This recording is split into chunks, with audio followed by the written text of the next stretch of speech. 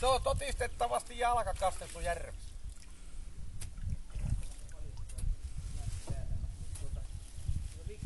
Tuo on näytellyt 6-7.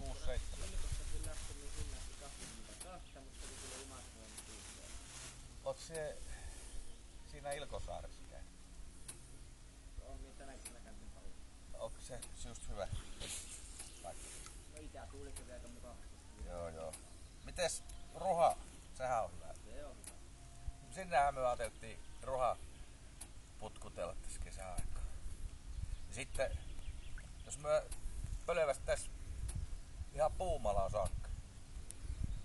Varmasti Imatrat tulee Puumalaan. Imatrat tulee Puumalaan tuolta. Aika karkeasti 60 kiloa. Niin sit tulee sen verran. Pikkasen jäämään. Joo. Siinä välikuupa siitä menee 2 väylää tavallaan. Meneekö se